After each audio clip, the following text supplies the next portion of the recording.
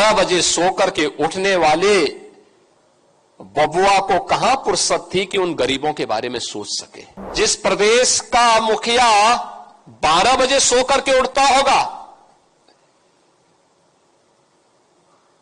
उसके लिए कोई सूर्योदय की बात करेगा तो वो तो सपना मानेगा। उनको पता ही नहीं था कि बेसिक शिक्षा उनके समय में बंजर हो चुकी थी। याद करिए,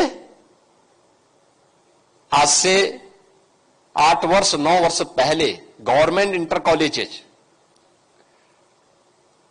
गवर्नमेंट एडेड इंटर कॉलेजेस जर्जर हालत में थे, पुराने थे, अपने गौरवशाली अतीत के लिए हम सबको आकर्षित करते थे, लेकिन उनकी जर्जर स्थिति को लेकर के आंखों में आंसू आते थे।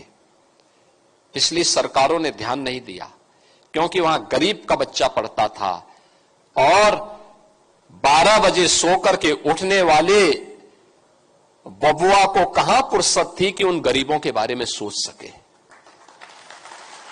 आप सोचो, जिस प्रदेश का मुखिया 12 बजे सोकर के उठता होगा,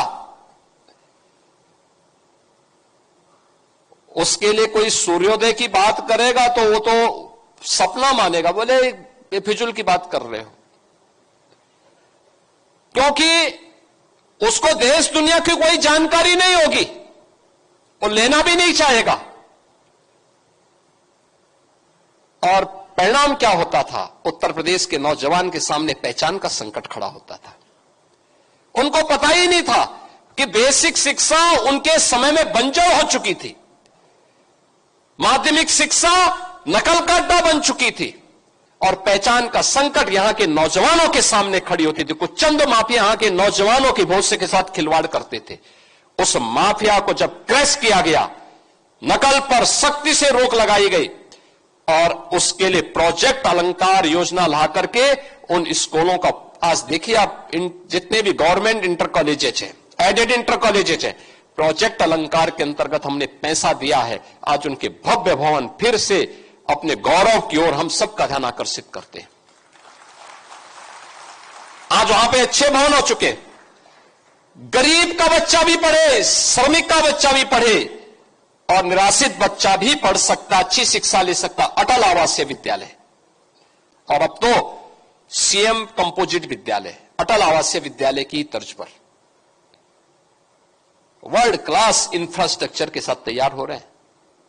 हमने एक एक विद्यालय को 30-30 करोड़ रुपए दिया है बनाने के लिए। हमने कहा गरीब का बच्चा पढ़ना चाहिए, अच्छी शिक्षा उसको मिलनी चाहिए, क्वालिटी एजुकेशन पर ध्यान दो। नेशनल एजुकेशन पॉलिसी के सभी लक्ष्यों को प्राप्त करने की दिशा में कार्य करो। कस्तूरबा गांधी विद्यालय में गरीब की बेटियां पढ़ती थी, उन बेटियों के लिए केवल 8वीं तक स्कूल थे। हमने कहा नहीं, वो बेटियां स्कूल पढ़ सके, इसको इंटरमीडिएट तक कर दो, 10-12वीं तक इसको करो। आज वे बेटियां वहां पढ़ती हैं, सारा खर्चा सरकार उपलब्ध करवाती है।